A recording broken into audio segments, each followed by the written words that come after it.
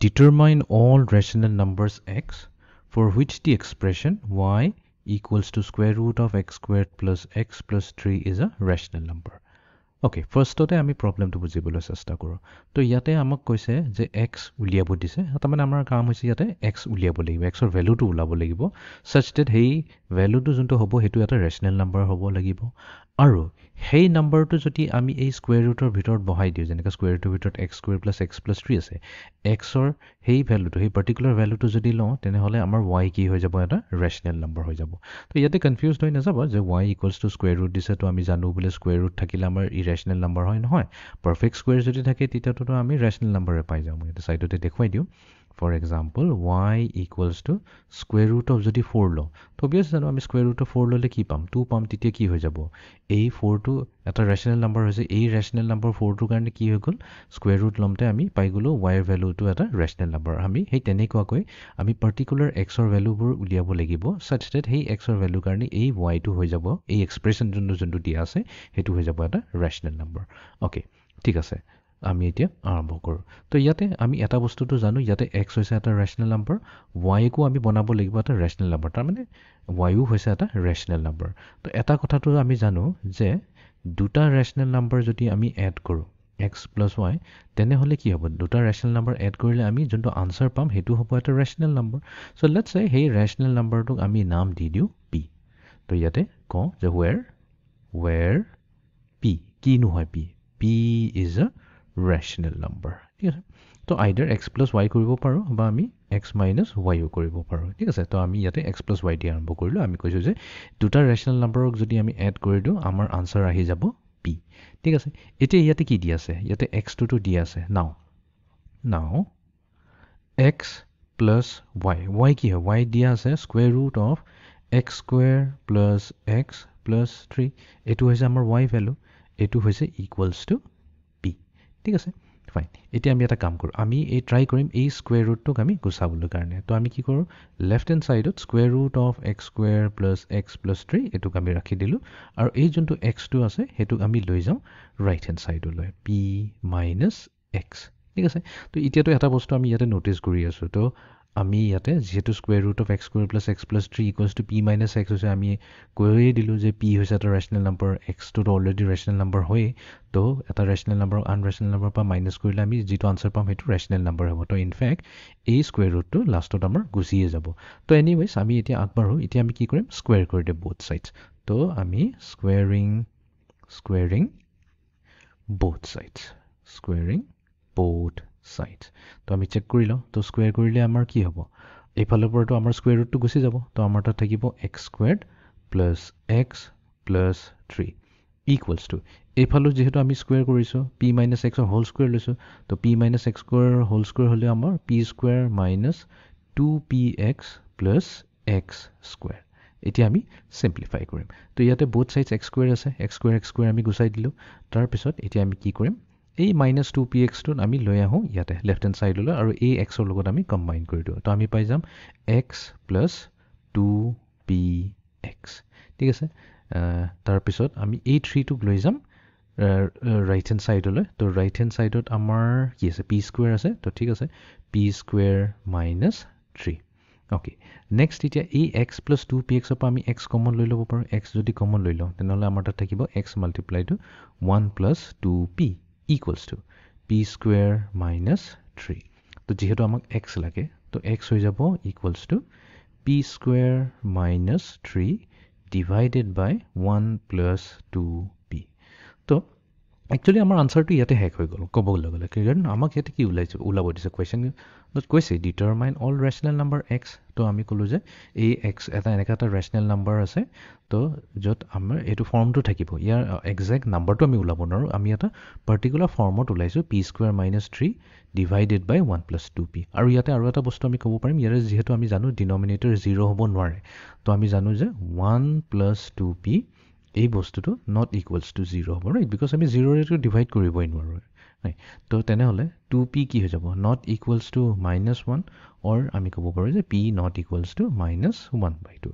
ইয়াতে p not equals to minus 1/2 মিনিংটো এইটোৱে হৈ গ'ল যে x হ'ব এটা ৰেচনেল নাম্বাৰ, আৰু সেই ৰেচনেল নাম্বাৰটো কাৰ ওপৰত ডিপেণ্ড কৰিব পি ওপৰত ডিপেণ্ড কৰিব তো ইয়াতে আমি ক'ব লাগিব পি কি হয় আমিতো অলৰেডি কৈ থৈছোঁ পি হৈছে এটা rational number p belongs to the set of rational number q মই এনেকৈ লিখিলোঁ শ্বৰ্ট ফৰ্মত পি হৈছে আমাৰ ৰেচনেল নাম্বাৰ তো এনি ৰেচনেল নাম্বাৰ লওঁ তো যিয়ে ৰেচনেল নাম্বাৰ পি লওঁ খালি মাইনাছ হাফ হ'ব নোৱাৰে মাইনাছ হাফ বাদ দি আমি যিকোনো ৰেচনেল নাম্বাৰ লওঁ এই এক্সটো হৈ যাব এটা ৰেচনেল নাম্বাৰ এই ৰেচনেল নাম্বাৰটোৱে এই ৱাই যোনটো আমাক দি আছে এক্সপ্ৰেশ্যন ৱাই এইটোকো ৰেচনেল নাম্বাৰ বনাব এতিয়া আমি এইখিনিতে ৰখি যাব পাৰিলোহেঁতেন বাট আমিতো এতিয়াও আনচিয়'ৰ হৈ আছোঁ সঁচাকৈয়ে এক্সটোৱে ৱাইটোক জানো ৰেচনেল নাম্বাৰ বনাব তো আমি এতিয়া কি কৰিব লাগিব এতিয়া ভেৰিফাই কৰিব লাগিব তো ভেৰিফাই কৰিবৰ কাৰণে আমি কি কৰিম ছাবষ্টিটিউট কৰিম তো ছাবষ্টিটিউট এক্স ইন ৱাই ঠিক আছে তো ৱাইৰ আমাৰ যোনটো এক্সপ্ৰেশ্যন আছে ৱাই ইকুৱেলছ টু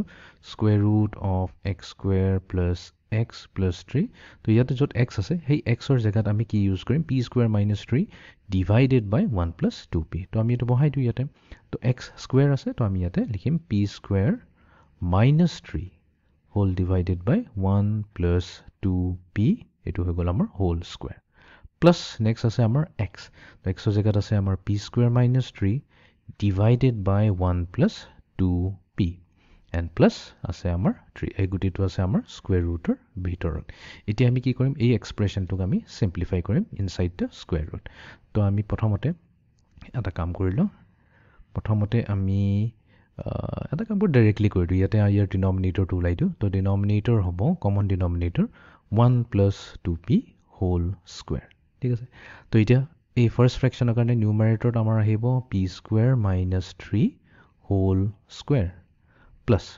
এফালে থাকিব আমাৰ p square minus 3 multiplied to 1 plus 2p plus আৰু আমাৰ থাৰ্ড টাৰ্মটো হ'ব 3 multiplied to 1 plus 2p whole square হৈ গ'ল অ'কে নেক্সট ষ্টেপ এতিয়া আমি কি কৰিম এতিয়া আমি নিউমাৰেটৰটোক further simplify কৰিম এইটো আমি কি কৰি আছো y value ওলাইছো তো y equals to square root of তো p square minus 3 whole square কৰিলে আমি পাম p to the power of 4 minus 6p square plus 9 ঠিক আছে plus next আছে আমাৰ p square minus 3 multiply to 1 plus 2p তো আমি distribute কৰি দিও তো p square 1 plus 2p লগত multiply কৰিলে আমি পাম p square plus 2p cube তাৰপিছত আছে minus 3 multiply to 1 plus 2p তো এইটো হ'ব মাইনাছ 3 মাইনাছ 6p প্লাছ এইফালে আছে 3 multiply to 1 plus 2p whole square তো প্ৰথমতে আমি 1 plus 2p whole square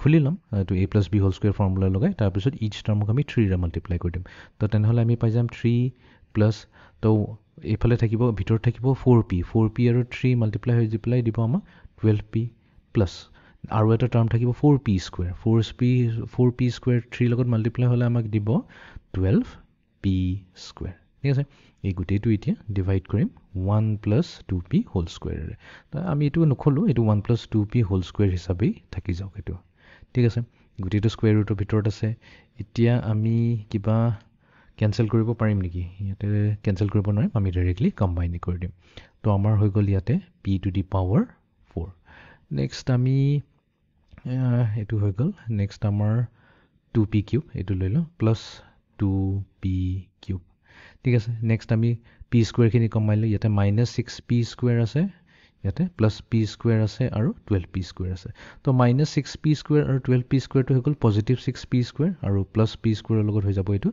7p square next আমাৰ থাকি গ'ল p কি তো ইয়াতে আছে মাইনাছ 6p আৰু প্লাছ 12p তো এইটোৱে দিব আমাৰ প্লাছ 6p দিলে দেন আমাৰ থাকিব কনষ্টেণ্ট টাৰ্ম 9 আছে আৰু 3 আছে তো 9 প্লাছ 3 দিব আমাক 12 প্লাছ 12 হোল ডিভাইডেড বাই 9 প্লাছ 3 একচুৱেলি 12 হয় বিকজ এই মাইনাছ 3 আৰু এই প্লাছ 3টো কেঞ্চেল হৈ যাব অনলি আমি পাম ইয়াতে 9 তো এইটো মই ইয়াতে লিখি দিওঁ ইয়াতে অনলি আমাৰ কনষ্টেণ্ট টাৰ্মটো থাকিব যোনটো হ'ব আমাৰ 9 তলত থাকিব 1 প্লাছ 2p হোল স্কুৱেৰ ঠিক আছে এতিয়া নিউমাৰেটৰটোক একচুৱেলি আমি ইয়াতে সিম্পলিফাই কৰিব পাৰোঁ তো এইটো একচুৱেলি হৈছে এটা পাৰফেক্ট স্কুৱেৰ দেখাত নালাগে এইটো পাৰফেক্ট স্কুৱেৰ বাট আমি এটা ইয়াতে ফৰ্মুলা ইউজ কৰিম তো আমি a plus b plus c whole square.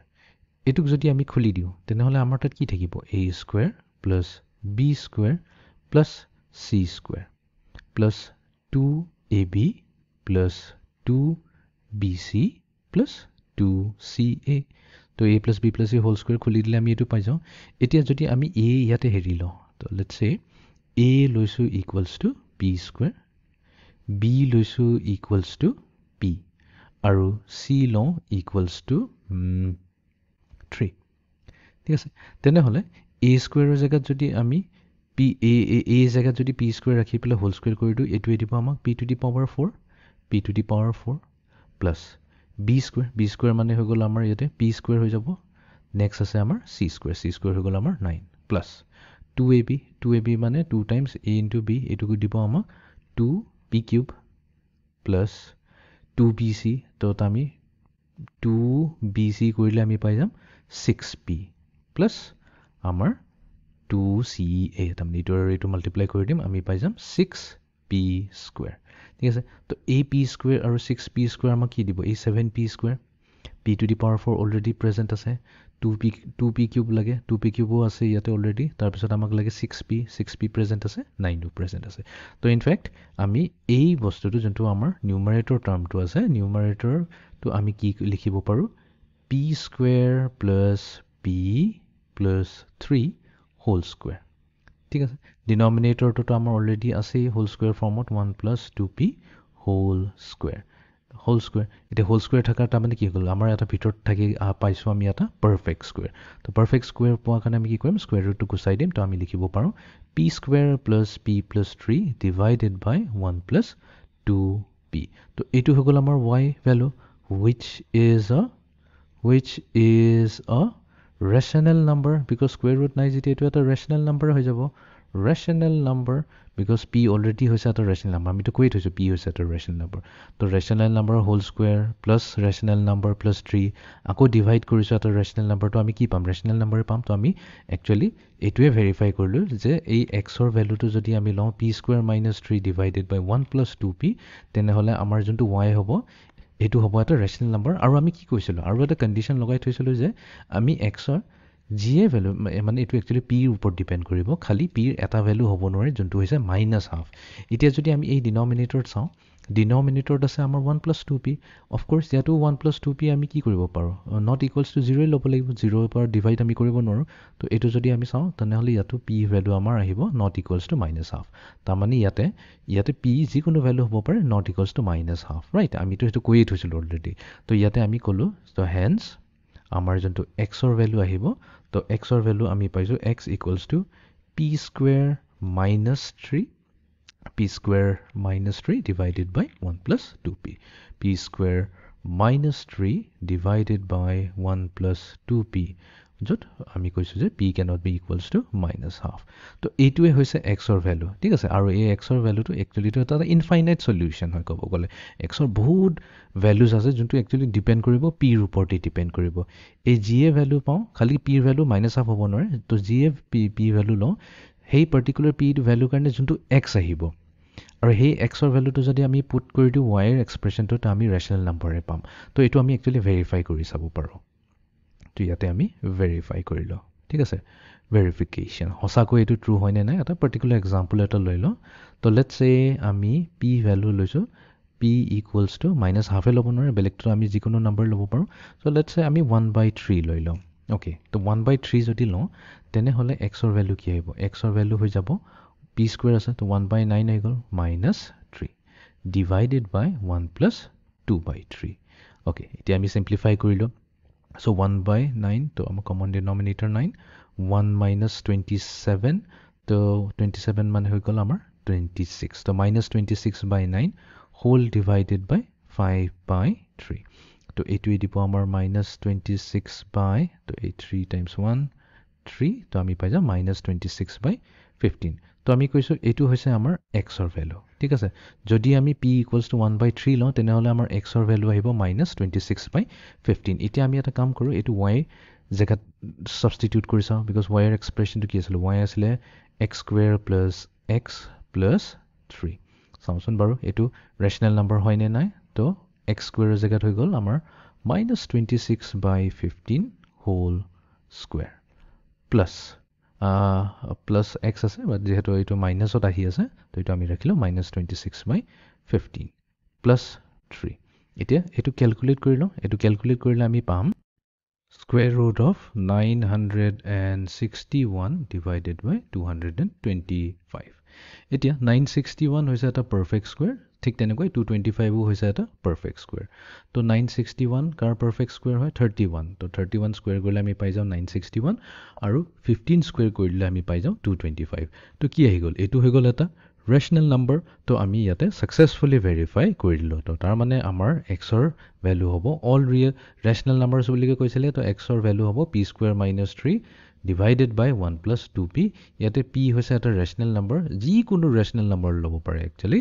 only rational number আমি ল'ব নোৱাৰো যোনটো হৈছে -half হেতু বাদ দি আমি যিয়ে rational number p কাৰণে ল সেই particular p টো কাৰণে আমি x পাই যাম আৰু সেই x টো যদি আমি এই expression x square plus x plus 3 লৈ প্লে তাৰ square root লৈ ল তেনেহলে আমাৰ হেতুই হৈ যাব y value আৰু এটো এটা rational number হ'বই হ'ব তো এইটোৱে আছিল আমাৰ solution